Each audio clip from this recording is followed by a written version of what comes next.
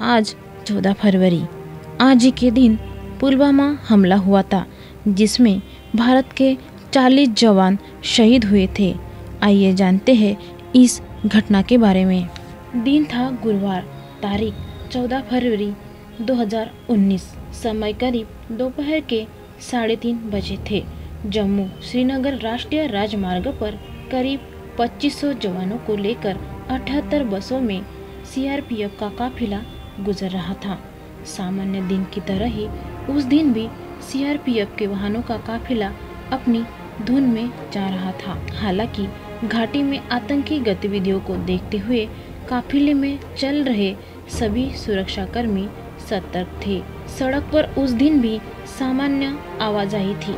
CRPF का काफिला पुलवामा पहुंचा ही था, तभी सड़क के दूसरे साइड से सामने से आ रही एक कार ने सीआरपीएफ के काफिले के साथ चल रहे वाहन में टक्कर मार दी। जैसे ही सामने से आ रही कार काफिले से टकराई और वह तब तक सीआरपीएफ के जवान कुछ समझ पाते, तब तक विस्फोटकों से लदी इस कार ने ऐसा धमाका किया जिससे पूरा देश दहल उठा।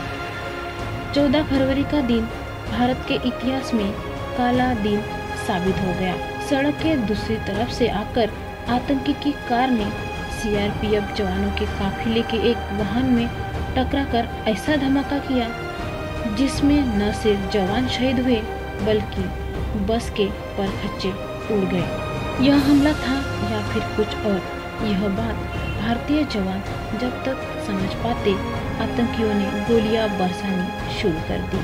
इसके बाद भारतीय जवानों ने भी तुरंत पोजीशन ली और काउंटर फायरिंग शुरू कर दी। सीआरपीएफ जवानों की फायरिंग को देख आतंकी वहां से भाग निकले। धमाका इतना जबरदस्त था कि कुछ देर तक सब कुछ धुआं हो गया। जैसे ही धुआं हटा, वहां का दृश्य इतना भयावह था कि इसे देख पूरा देश रो पड़ा। उस दिन पुलवामा में जम्मू श्रीनगर राष्ट्रीय राजमार्ग पर जवानों के शव इधर उधर बिखरे पड़े थे। चारों तरफ खून ही खून और मांस के टुकड़े दिख रहे थे। जवान अपने साथियों की तलाश में जुट गए। तुरंत पूरे देश में हाहाकार मच गया, क्योंकि तब तक हमारे देश के 40 बहादुर जवान शहीद हो चुके थे। कई जवान घायल अवस्था में तड़प रहे थे। सेना ने बचाव कार्य शुरू किया और उन्हें तुरंत ही अस्पताल ले जाया गया। बचाव कार्य और सर्च ऑपरेशन दोनों एक साथ चल रहे थे। इस हमले को अंजाम देने वाला आत्मघाती हमलावर आतंकी आदिल अहमद डार था। आतंकी आदिल अहमद डार ही उस कार को चला रहा था जिसमें विस्फोटक थे। इसने खुद को इस हमले में उड़ा लिया। घटना के तुरंत बाद पूरे देश में शोक की लहर दौड़ गई। पाकिस्तान स्थित आतंकी संगठन जैश-ए-मोहम्मद ने इस आतंकी हमले की जिम्मेदारी ली। कोई ना मरता किसके खातिर, कोई ना मरता किसके खातिर, एक फौजी ही है जो मरता है पूरे देश के खातिर।